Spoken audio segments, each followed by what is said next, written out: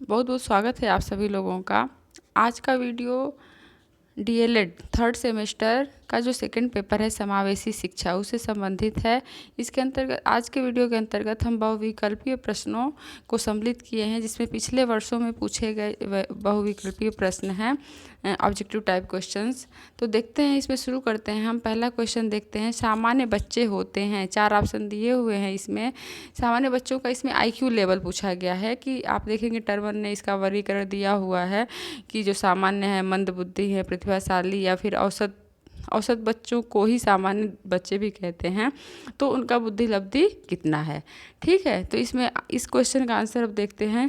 4 जो ऑप्शन है, 70 से कम आईक्यू, दूसरा है 70 से 80, 90 से 110 और 110 से ऊपर। तो इसका राइट आंसर होगा ऑप्शन नंबर 3। ठीक है, 90 से 110 आईक्यू वाले जो बच्चे होते हैं औसत दर्जे या सामान्य बच्चों के की श्रेणी के अंतर्गत आते हैं। दूसरा क्वेश्चन हम देखते हैं। किसने विशिष्ट आवश्यकता वाले बच्चों को दुर्लभ गुणों वाला बच्चा बताया है। इसमें भी 4 ऑप्शन दिए हुए हैं, तो किसने बताया है? हेविट। ठीक है, हेविट, इसको आप ध्यान रखिएगा, हेविट ने बताया है। और तीसरा क्वेश्चन हम देखते हैं। तीसरा है, आंशिक शारीरिक रूप से अक्षम बच्चों को विभाजित किया जा सकता है 2 वर्गों में, 4 वर्गों में, 3 वर्गों में और 5 वर्गों में। तो इसका जो है ऑप्शन नंबर बी सही होगा। इन्हें 4 वर्गों में विभाजित किया जा सकता है। आंशिक दृष्टिबाधित वाले बच्चे पढ़ सकते हैं उत्तल लेंस की सहायता से, अवतल लेंस, समतल लेंस और या किसी भी प्रकार के लेंस की आवश्यकता नहीं होती है। तो ऑप्शन नंबर ए ओ पहला वाला इसका सही होगा। नेक्स्ट क्वेश्चन है, श्रवण दोष से ग्रसित बच्चों में दोष हो सकता है कान के बाहर, कान के अंदर, कान के मध्य, उपर्युक्त तीनों। तो ऑप्शन नंबर डी सही होगा, उपर्युक्त तीनों।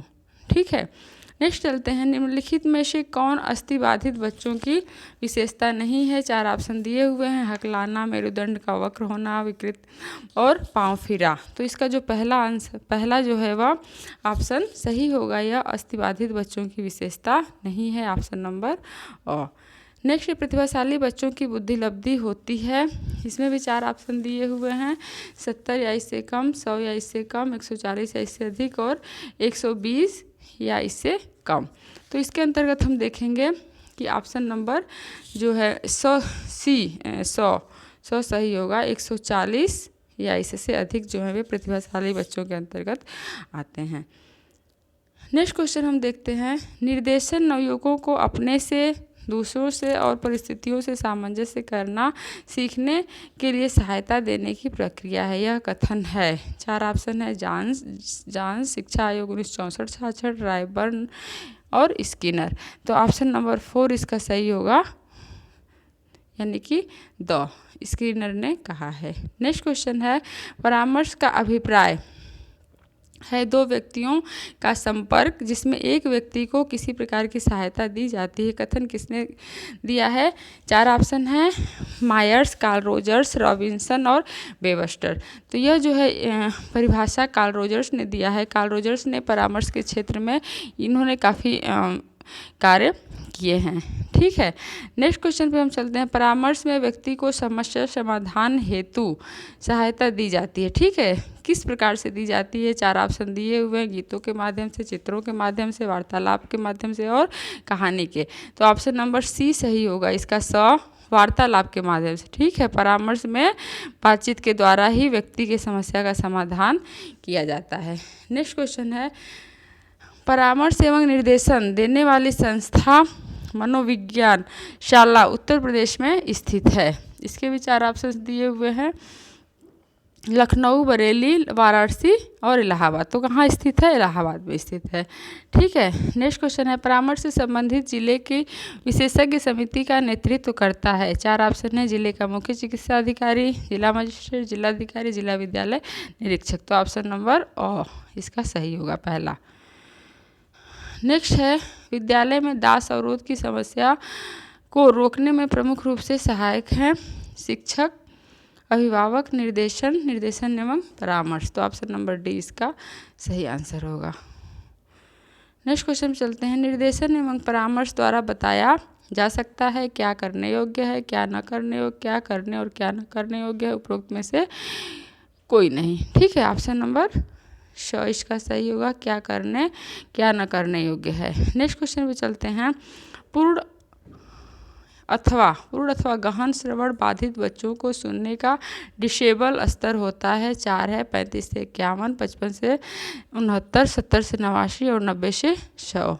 तो ऑप्शन नंबर डी इसका सही होगा।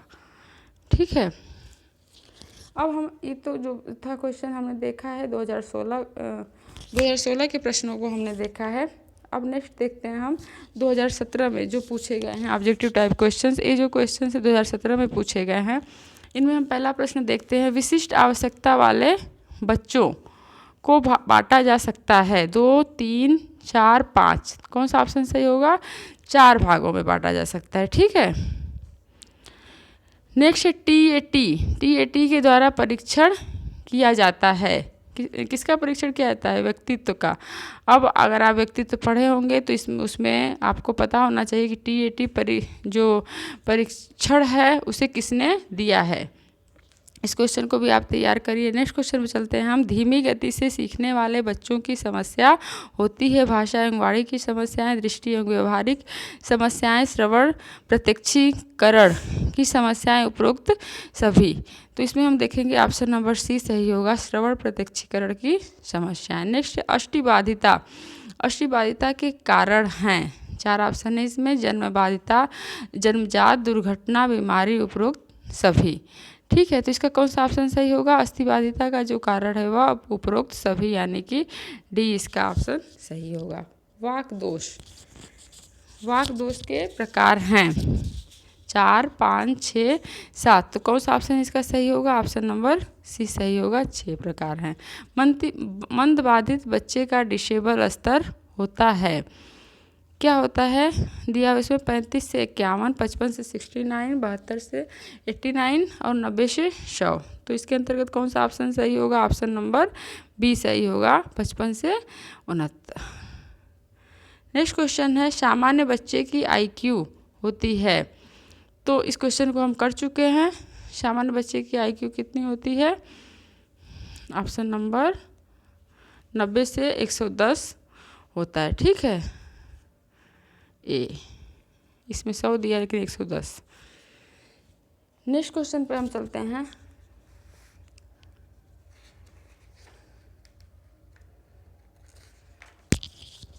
नेक्स्ट क्वेश्चन है। विशिष्ट ऐसा व्यक्ति है जिसकी शारीरिक, मानसिक, बुद्धि, इंद्रियां, मांसपेशियों की क्षमताएं अनोखी हैं। यह कथन है। 4 ऑप्शन है इसमें। Crow and Crow, D Bird, Crick और हेवेट एंड फोर्नेस। तो ऑप्शन नंबर इसका डी सही होगा, हेवेट एंड फोर्नेस। नेक्स्ट क्वेश्चन है। परामर्श का उद्देश्य आत्म परिचय या आत्मबोध है। यह कथन किसका है? रूथ स्ट्रॉन्ग, रोलोम, इंस्मूर, जोन्स। तो ऑप्शन नंबर ए इसका सही होगा, रूथ स्ट्रॉन्ग का है कि परामर्श का उद्देश्य आत्म परिचय या आत्मबोध है। प्रतिभाशाली बच्चे की बुद्धि लब्धि होती है। ये क्वेश्चन भी हम पहले वाले में पढ़ चुके हैं। तो कितनी होती है बुद्धि लब्धि? 140 से अधिक। नेक्स्ट क्वेश्चन पे चलते हैं। स्वास्थ्य निर्देशन संबंधित है। 4 ऑप्शन है। स्वास्थ्य सुरक्षा, ज्ञानार्जन, सामाजिक संबंधों, विभिन्न व्यवसाय। जैसे स्वास्थ्य निर्देशन की बात की गई है तो वह किससे संबंधित होगी? स्वास्थ्य सुरक्षा से ही तो संबंधित होगी। पुस्तक a survey of education gifted children के लेखक हैं। 4 ऑप्शन दिए हुए हैं। हेविंग हर्स्ट, अब्दुल रऊफ, काल्सनिक और टर्मन। तो कौन है? Having Hearst. मनोवैज्ञानिक किक ने सामान्य एवं प्रतिभाशाली बच्चों की पहचान का आधार खेल द्वारा, पढ़ाई द्वारा, व्यायाम, बच्चों के द्वारा किए गए कार्यों की गति के द्वारा किसको माना है? तो ऑप्शन नंबर डी इसमें सही होगा, बच्चों द्वारा किए गए कार्यों की गति के द्वारा। नेक्स्ट क्वेश्चन है। समस्यात्मक बच्चों की पहचान की जाती है निरीक्षण द्वारा, साक्षात्कार द्वारा, मनोवैज्ञानिक परीक्षण द्वारा, उपरोक्त सभी के द्वारा। ठीक है, तो ऑप्शन नंबर डी इसका सही होगा, उपरोक्त सभी के द्वारा। नेक्स्ट क्वेश्चन है। सामूहिक परीक्षण होता है शाब्दिक, अशाब्दिक, दोनों में से कोई नहीं। तो इसका क्या ऑप्शन सही होगा? ऑप्शन नंबर सी, दोनों। ठीक है, अब हम इसके बाद चलते हैं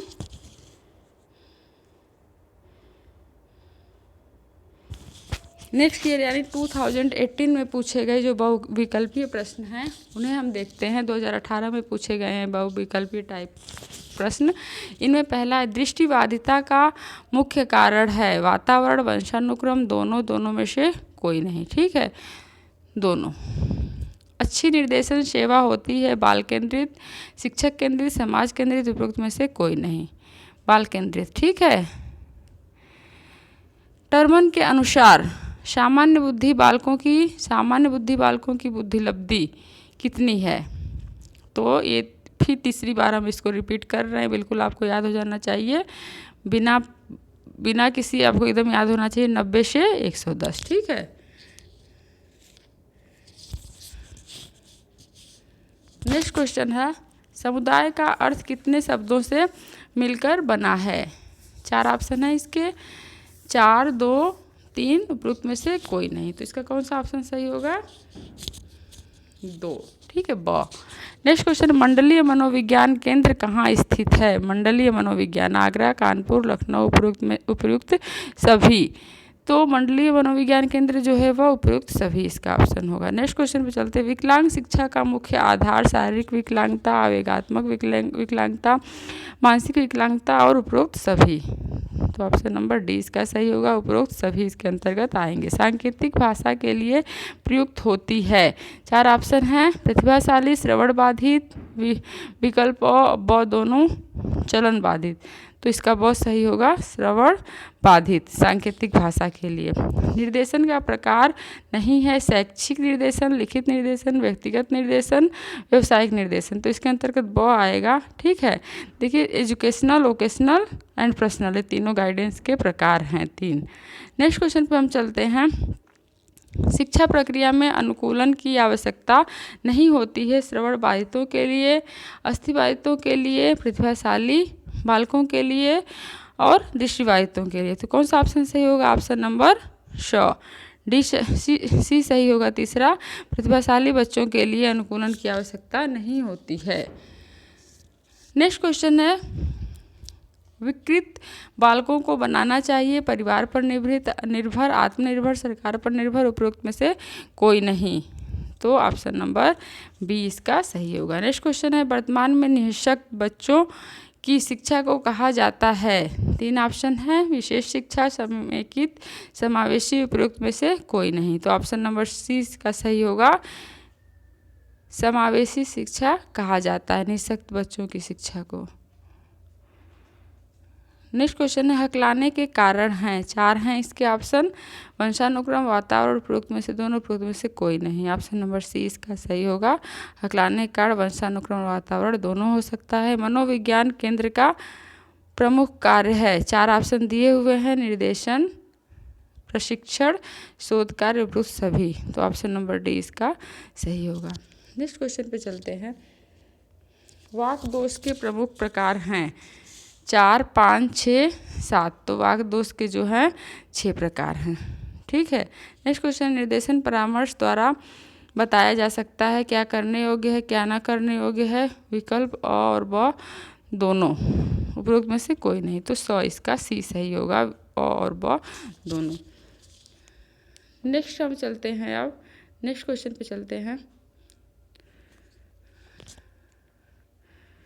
नेक्स्ट क्वेश्चन है कौन विशिष्ट बालक नहीं है? ये जो क्वेश्चन पेपर है यह 2019 यानी 2019 में पूछे गए बहुविकल्पी टाइप प्रश्न है। उनमें पहला है कौन विशिष्ट बालक नहीं है? 4 ऑप्शन दिए, प्रतिभाशाली, मंदबुद्धि, दृष्टि दोष युक्त और अल्पसंख्यक बालक।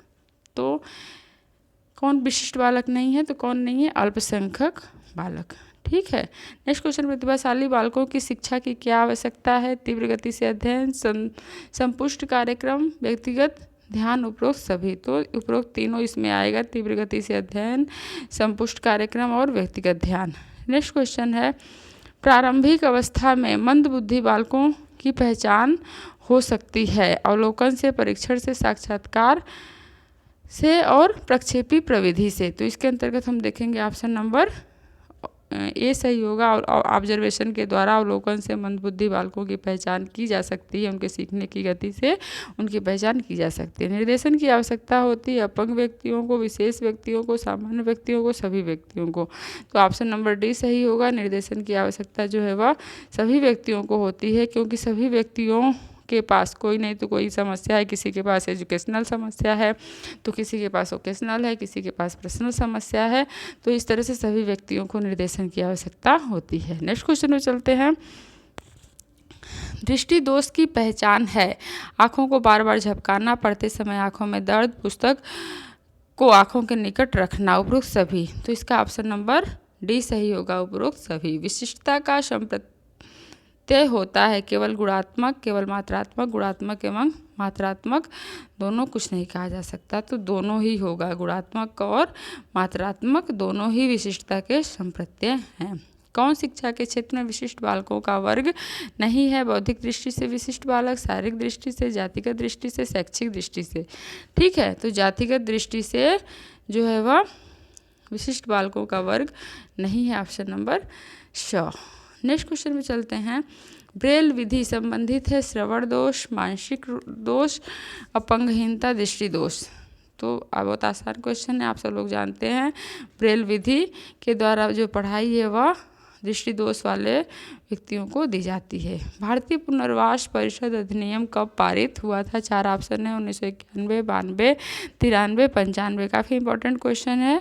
तो कब हुआ था? 1992 में हुआ था भारतीय पुनर्वास परिषद की स्थापना। विशिष्ट बालकों की शिक्षा के लिए चलाए जाते हैं विशिष्ट कार्यक्रम, संवर्धन कार्यक्रम, उपचारिक कार्यक्रम, उपरोक्त सभी। ऑप्शन नंबर डी सही होगा, उपरोक्त सभी चलाए जाते हैं, विशिष्ट कार्यक्रम, संवर्धन और उपचारी। ठीक है, नेक्स्ट क्वेश्चन पे चलते हैं।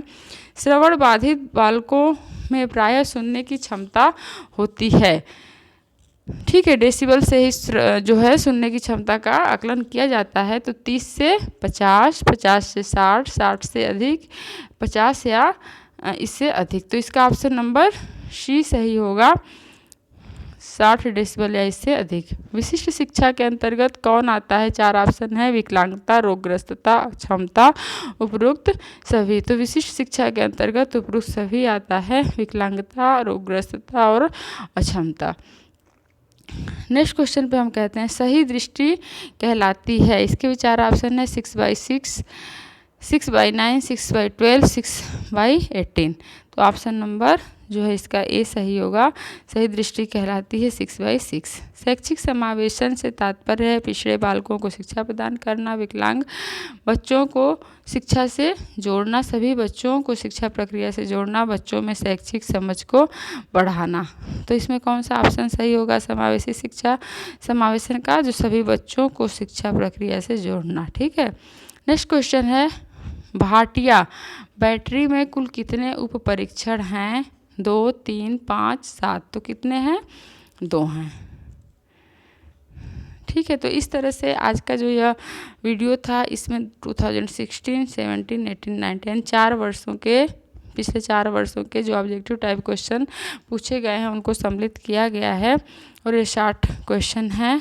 उम्मीद है कि आपको वीडियो पसंद आएगा और यह आपके लिए लाभकारी भी सिद्ध होगा। तो ठीक है, फिर रखते हैं और मिलते हैं नेक्स्ट वीडियो में।